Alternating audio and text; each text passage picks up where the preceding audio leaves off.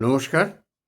আজকের এই আসরে আমরা একটি পৃথিবী বিখ্যাত অমূল্য ছবি, পয়সা দিয়ে যার দাম হবে না, সেই ছবি, যার ছবি আঁকার আঙ্কিক সমাধান। চিত্রকলায় অঙ্ক একটা বিরাট ব্যাপার। সেই আঙ্কিক সমাধান রয়েছে তার ভেতরে। সেই ছবিটি নিয়ে আলোচনা করব। একটি ছবিটি দেখাই আগে আপনাদের। এটি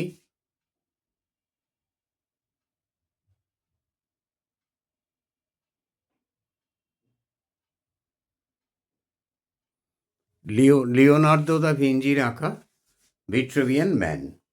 এটা আমরা ওই ড্রয়িং খাতার পেছনে সর্বত্রই আজকাল দেয়া হয়। Leonardo da Vinci Vitruvian man এর আড়ালে এক অদ্ভুত রহস্য লুকিয়ে আছে।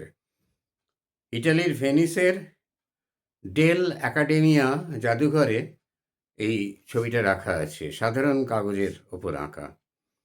লিওনার্দো সম্বন্ধে একটু বলি। তিনি ছিলেন একাধারে চিত্রকর, গণিতজ্ঞ, বিজ্ঞানবিদ এবং স্থাপত্যবিদ্যায় পারদর্শী। সাধারণ কাগজে সাধারণ কালিতে আঁকা ছবিতে মানুষকে দুটি পৃথক পৃথক বিন্যাসে দেখানো হয়েছে। প্রথমবার একটি বর্গক্ষেত্রের মধ্যে এবং দ্বিতীয়ত একটি বৃত্তের মধ্যে।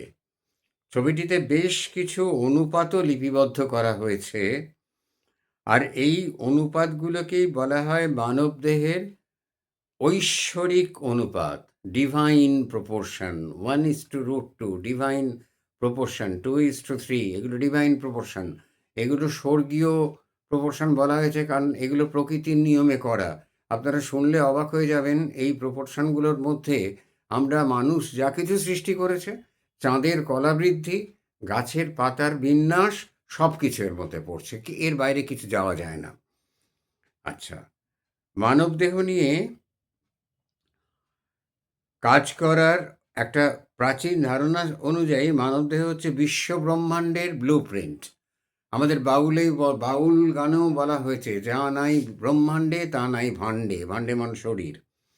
অপর একটি কারণ হিসেবে বলা যেতে পারে মানবদেহের বিভিন্ন অঙ্গ প্রত্যঙ্গের অনুপাতিক সামঞ্জস্য বা প্রতিসাম্য।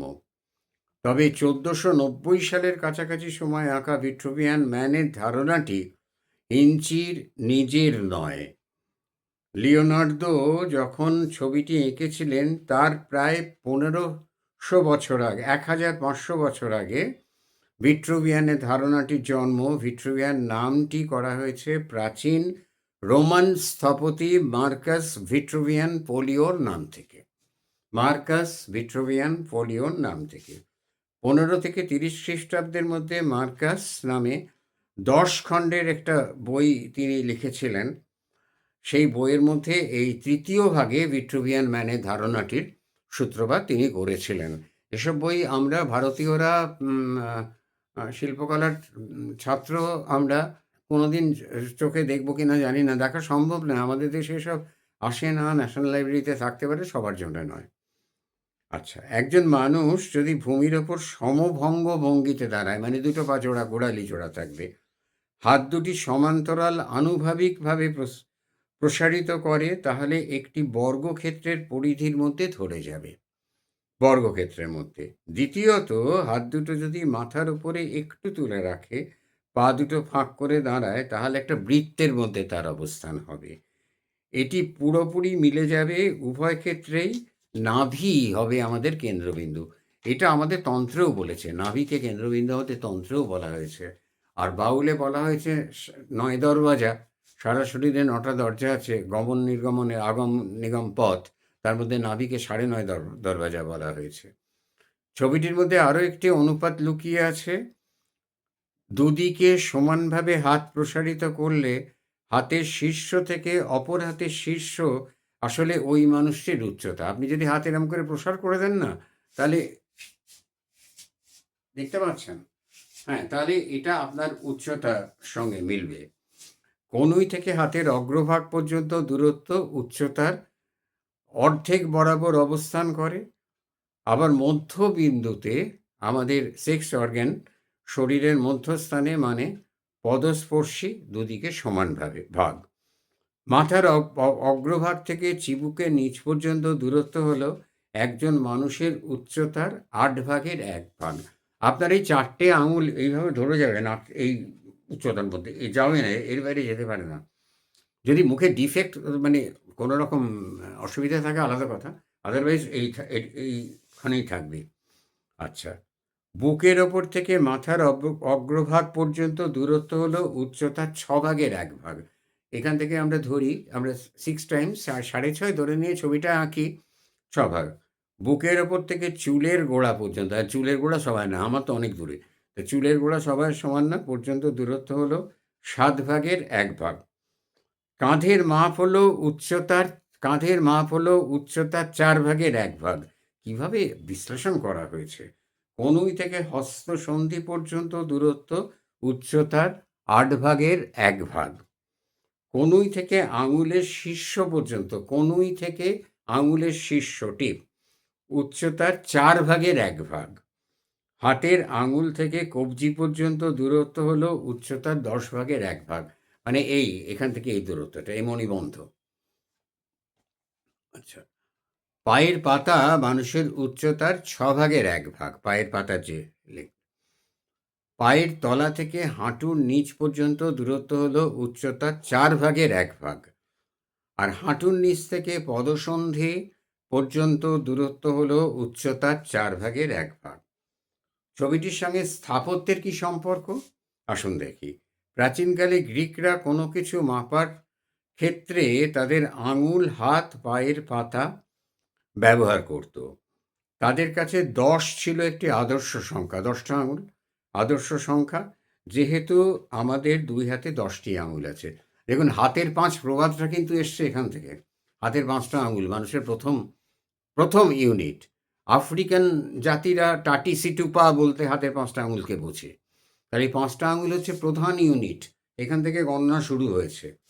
তাদের ব্যবহৃত হিসেবগুলো ছিল 1 হাতের তালু বা 1 বিঘত সমান 8 আঙুল, 1 বিঘত 8 আঙুল, 6 বিঘত 1 কিউবিট, মানুষের উচ্চতা 4 কিউবিট, এইরকম কিছু হিসেব থেকেই 6:10, 6:10, 6:16, 10:16 মতো অনুপাত প্রাচীন স্থাপত্য শিল্পে ব্যবহার করা হয়েছে।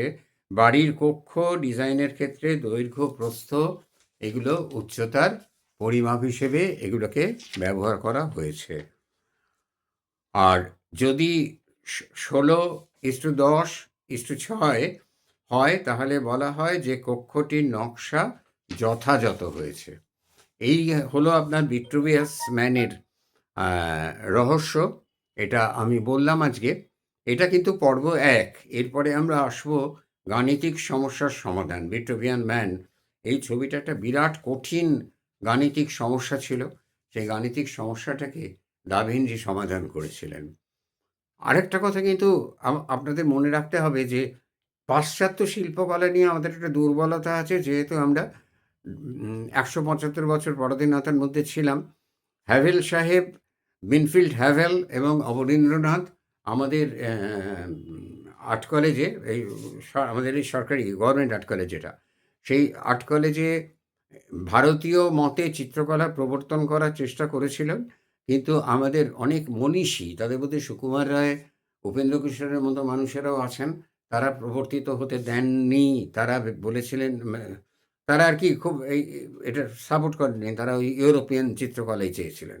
আমাদের ভারত শিল্পে বিশেষ করে এই যে বই যদি পড়েন তাহলে দেখবেন সেখানে অসম্ভব সুন্দরভাবে শরীরের মাপজোক বোঝানো আছে, অত্যন্ত ললিতভাবে শরীরের প্রত্যেকটা ভঙ্গিমা দিয়ে। সেগুলোতে আমরা পর্ব 2, পর্ব 3, পর্ব 4 করে আস্তে আস্তে আসার ইচ্ছা রইল। নমস্কার।